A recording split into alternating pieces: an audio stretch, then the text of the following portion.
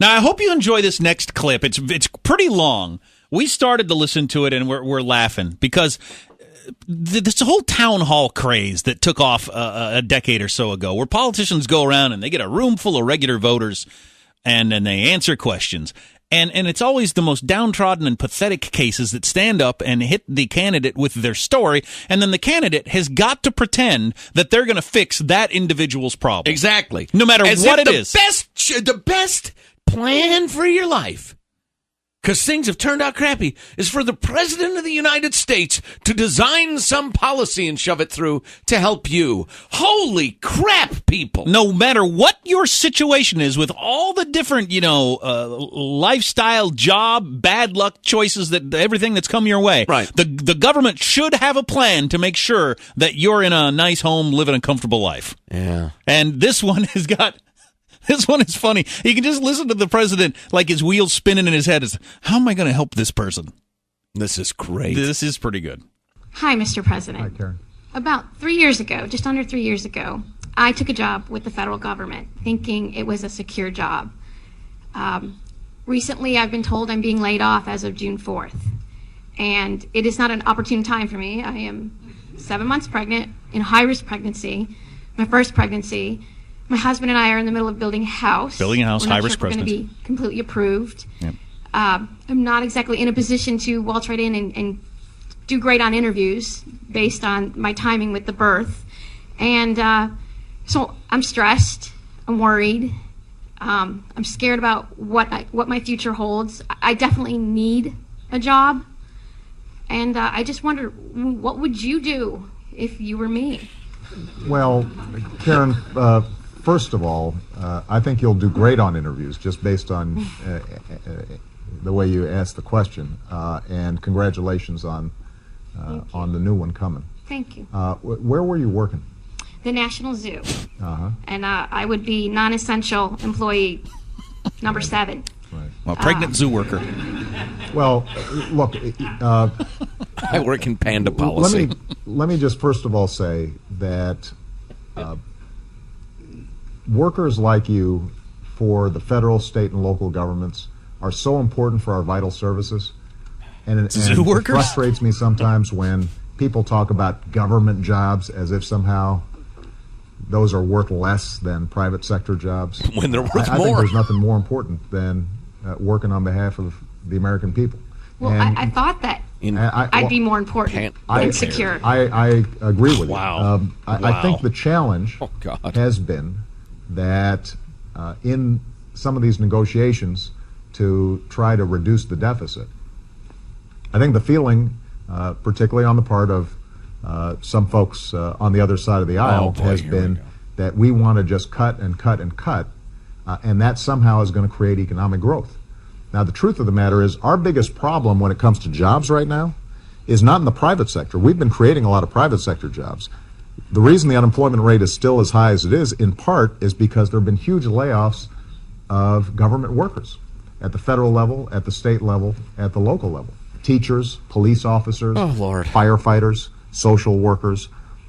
Panda curators. They have really taken it Listen to this. In the chin over the last several months. She's a non-essential zoo worker. My main message to you is that the work you've done at the National Zoo is important. Every child that you see who comes by and is amazed by those animals, they're benefiting from your work.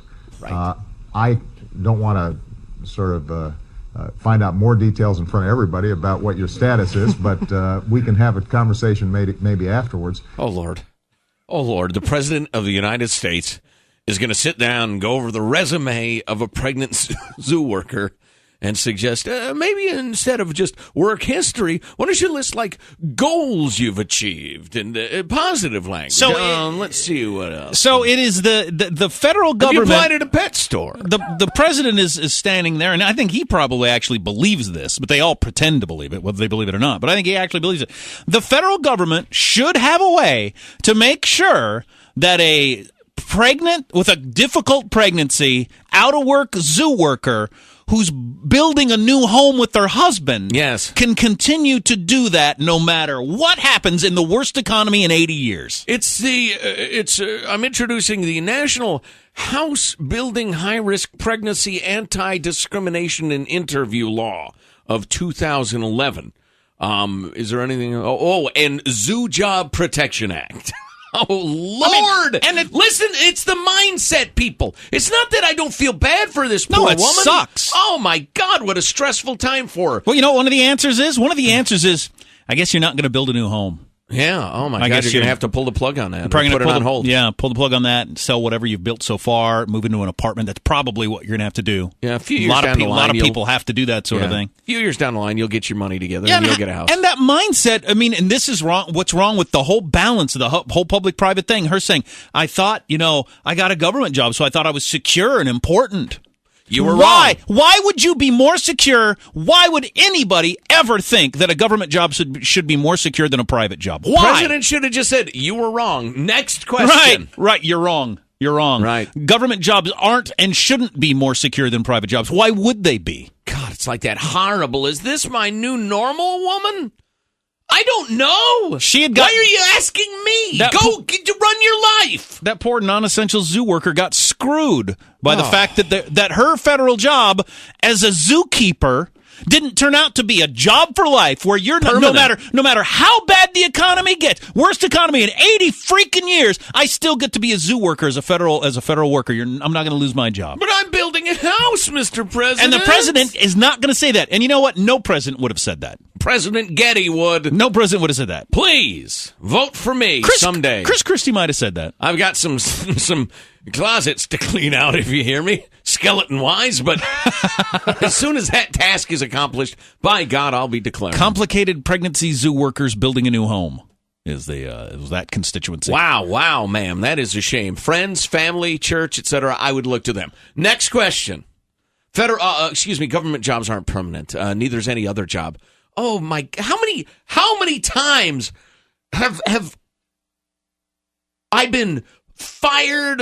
Radio stations changed formats. My advertising agency job, they consolidated with another one, and a bunch of people lost their jobs. Boo freaking who? What's the federal government going to do for me? Exactly what it should.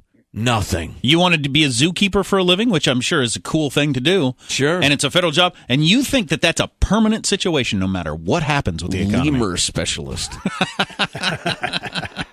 God dang it. And he has to go on and on and on and on about the evils of cutting government workers and not thinking they're important. Holy crap. How many people are out of work right now? And that's the real travesty. The federal worker that lost their job. Right. Wow. Some on the other side just want to cut. All right. He threw in a token. It was funny. It reminds me exactly of Michael Richards, TV's Kramer from Seinfeld, when he talked himself into that corner dropping N-bombs. Words. He was thinking, all right, oh my God, I got to come up with a bit that makes it sound like that was intentional and clever. And as it turns out, he couldn't, and he threw that mic down and fled into, obscurity and ignominy. And you could hear the president casting about. All right, God dang it, I need a theme for this one. But let me demonize Republicans. No, that's not going anywhere. Tragedy of federal work. Turn it towards zoos and how wonderful it is that kids. Yeah, zoos, animals. People love animals. Every child who's delighted in the cavorting animals there at your zoo is their heart lifted, and your work is valuable. So good luck. Why don't you meet me after the meeting, and we'll go over your resume, or I'll talk to the Department of the Interior, whatever they do. I think it might have to do with animals. So, no, please. God, I could never be a politician. You'd have to sit and listen to everybody whine and every damn stop you make. Unbelievable. Yes, At the Zoo from Simon & Garfunkel. Very nice. A classic. What's coming up in your news, Marshall? So much going on in the Middle East. Right now, we could be witnessing Gaddafi's last hours in power. Oh, really? Got an update on that? I want to hear that. Maybe the woman could go over and be a camel keeper for Gaddafi.